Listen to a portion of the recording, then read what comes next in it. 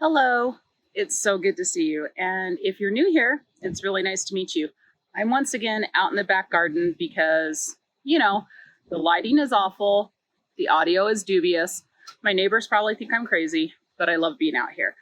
And today, oh, by the way, I'm Monty, and I usually talk about things that are science fiction, fantasy, hopefully, usually with a touch of romance. But today, I wanted to kind of go back and revisit something I talked about before, and that is one of my favorite movies of all time, They Live. Now, why am I bringing They Live up again? Because it was the only movie on my list out of my top five sci-fi picks that was actually based on a book. More accurately, it was based on a short story, and that short story is 8 o'clock in the morning by Ray Nelson. And at the time of that recording, I had never read that short story. But I went and hunted it down, I found it, I read it, and I want to kind of talk about that short story and how it compares to that movie. So, the short story, 8 o'clock in the morning, was written in 1963 by Ray Nelson. And the short story itself is really not very long. In a PDF, it was about 4 pages. So, super easy read, super short, but it was really, really good. And I'm not a huge fan of short stories all the time, because I don't know, especially science fiction short stories, I think sometimes they are the ones that they really make you think and make you feel the most. There's a limited amount of time that you're involved with the characters, but usually the message is something very impactful. And I will say that 8 o'clock in the morning was a little disturbing. And one of the reasons I don't read short stories. So in this story, it opens with our main character, Ray Nada, and he is at a hypnotist show. You know, like those shows where they hire some person and they have all kinds of people come up on stage and they get hypnotized and they squawk like chickens and bark like dogs and do stupid little dances. Yeah, they terrified me. I refused to go to them. I remember once we had one at a high school assembly, and I'm like, no, just no. I would never. You will never see me do that. But anyway, so the story opens at this hypnotist show. And the first line is, and the hypnotist said, "Wake up." And all of the audience members woke up, but one of them really woke up. And that would be our main character, Ray Nada. Or what might have been George Nada. George Nada. Pardon me. Getting the author's name confused. So George Nada wakes up from this hypnotist show, but when he wakes up, he sees that the world is not quite what he remembers it. He has fully woken up. And when he looks out in the audience, he noticed that some people's faces are very reptilian and they are not humans. And he instantly kind of starts to panic, but he has the wherewithal to know that if they realize that he knows that something bad's going to happen there, and they'll probably make him go back to sleep. So he leaves the theater, just tries to be as normal as possible. And so when he's going back to his apartment, he notices that all of the billboards have propaganda on them, that say work 8 hours, play 8 hours, sleep 8 hours. There's also some that say marry and reproduce. And then when he sees a TV in a store window, he notices that the newscaster is a reptilian, who is sitting there saying over and over, "We are your friends. You trust us. You do anything for your friends. We are your friends. You trust us. You do anything for your friends." So he's kind of figured out in a very short span of time that these reptilians are the ones that run the world. They're in control. No one else can see them. And it's George all alone. So he, on his way, when he gets back to his apartment, he gets this phone call. And on the phone, he recognizes the voice of the reptilians. And they say, "George Nada, you are an old man. Tomorrow morning at 8 o'clock, you will have a heart attack. Repeat this." And he's like, "What the heck?" But he goes ahead and repeats it because he's just trying to stay low so they don't know. And he's like, wow, do they know something? But he repeats it. And he hangs up the phone. He's like, yeah, right. No, this is not going to happen. So he immediately decides, look, I can wait around to die or I can do something about this. So he goes on. So on the way to his girlfriend's house, he sees this drunk old man who's not a drunk old man. He's a reptilian. But George can see like his like face shimmers. So he's reptilian 1 second, and then he kind of sees the overlay of the drunken old man. And he's like, hey, you need to move on. And so George like just offs him. And then like his face still kind of flashes. And then when the reptilian's dead, he's just like a reptilian. He's not human. That he goes over to his girlfriend's house and he's like, I need you to wake up. I need you to wake up. I need you to wake up. And she's like, yeah, I'm awake. What are you talking about? And then like he slaps her, which is horrifying. And she's like, why'd you slap me? And he's like, no, I need you to wake up. And then her like landlord comes to the door. He's like, hey, keep it down. But he's a freaking reptilian. So like George Nada kills him. And after her landlord, like right in front of her, she is freaked out. She's like, look, if you're going to off me, just do it clean, do it quick. Don't torture me. And he's like, no, I'm just going to tie you up. So he ties her up and he's like, where did he live? What apartment did he live in? And so she tells him and he goes down there. There's some other dude there who's also a reptilian. George takes him out, finds like this weird radio transmitter like in his jacket, but it's in a language that he can't understand. He can't understand the voice.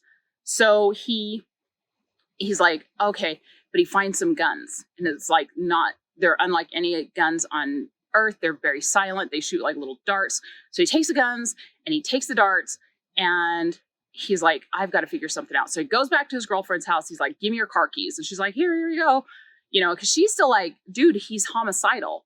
And so he takes her car and takes off. And when he's listening to the radio, he hears that he is like a wanted man.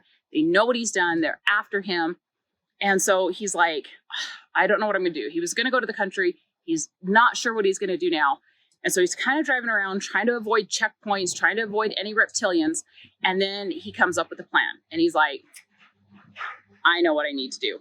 So he drives to like, or no, he ditches the car, takes like the subway and then this and this. I mean, long about route, but he gets to the TV station. And when he gets to the TV station, he takes out a bunch of people because they're in his way. And he feels really bad about the human guard he has to take out. But everyone else, he's like, they're reptilian. I don't care. Gets to the TV station, gets up to the anchor room, the anchor that's on the news right now, and he begins to broadcast to all of the city, wake up, wake up. We need to go to war. They're among us. They've taken over. We need to take them out. And so, and the story ends with saying that, you know, that was the night that the city woke up and the war began. And at 8:01 the next morning, George Nada died of a heart attack.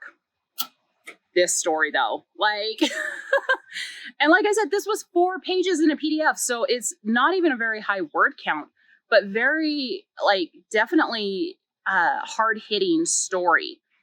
Now, how does it compare to the movie They Live? Well, I think that They Live, which was written and I'm pretty sure directed by John Carpenter, borrows a lot from this short story. Like, it's not 100% truthful to it because the film would be like, I don't know, 30 minutes. But it does take a lot of the foundational elements in the short story and really uses it in the film. First of all, the character's name, Nada, that is the main character's name in the movie. However, in the short story, he is described as an older man, or at least that's what we get because he's going to die of this heart attack.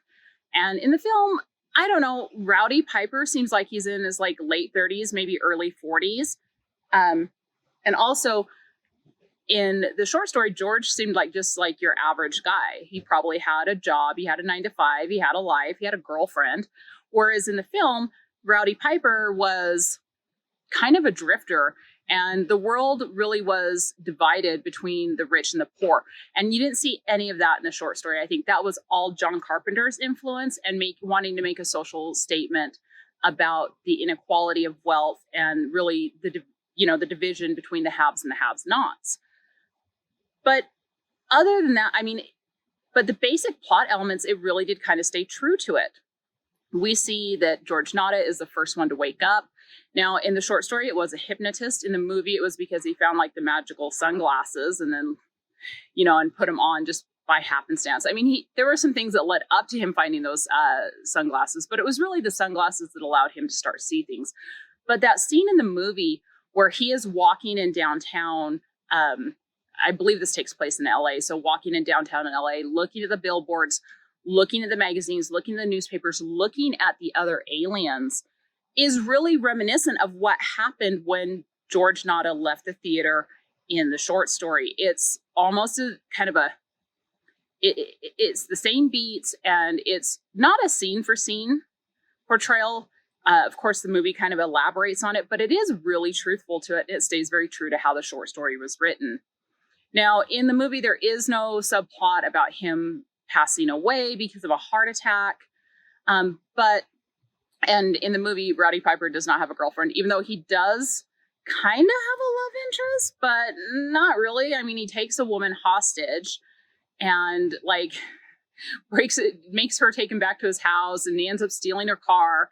And he is trying to explain to her about the aliens that live among us. And of course she is terrified, and she thinks that he is going to off her.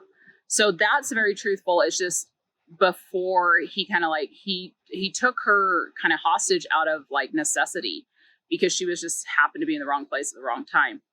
And there is, in the movie, Nada has his very good friend whose name I can't remember. That's nowhere in the short story. It is pretty much just George Nada, his girlfriend, and the people he takes out. Those are the only characters. And really, you only get to know George Nada and his girlfriend this much. So I think the movie definitely did elaborate on the short story, which is what all good movies that are kind of based on shorter stories kind of do. They take the idea of the plot and really elaborate on it. So we have a feature-length film. But I think it did stay true to the tone of the story. I read it very quickly because you're like, oh my gosh, oh my gosh, oh my gosh. It's a very fast-paced story. It is very suspenseful. You want to know what happens. And I think it was written really well. And I think the way it was adapted into the movie They Live was done very well as also. And I know that They Live is kind of seen as kind of a cheesy sci-fi flick, but I think it's really underrated. I think it's one of John Carpenter's best work. I absolutely love that movie. It's so good. And I think if you... Oh, hello, crowies. Sorry, the crows are here. They want food. Baby crows. But if you kind of look past the cheesy kind of limitations of the special effects back then, it really is a solid movie. It's a really good story. And I think that there's a really great message there, both of propaganda, of wealth inequality. And I think, in the short story, the message of propaganda and not trusting those in charge, not trusting that 1% is definitely very evident. And I think that's a theme that they also took from the short story and absolutely adapted into the movie. So all in all, I give 8 o'clock in the morning by Ray Nelson 4 stars. It is an excellent short story. It'll take you all of 15-20 minutes to read it, if that. It's really good read. And if you read it, definitely watch They Live if you haven't, or, if you haven't watched and read both of them, hear me out. Take a chance. If you love sci-fi with a good political message behind it, definitely check it out. There's little baby crows and mama. They probably won't come down to eat if I'm out here. But there they are, being so sweet. Oh, and also, since, one bird bath is not enough, this is the bird bath fountain. This is where the crows come to take their baths. And a lot of the birds come to drink. So this is filtered. And so this is the other thing we have for the birds out here. Just as a way, this actually stays on all winter long. So there's always fresh water out here for the birds and the wasps that love it. So, but hey, we don't discriminate here. Everything's welcome to a drink of water. And until next time, take some time for yourself and love you. Bye.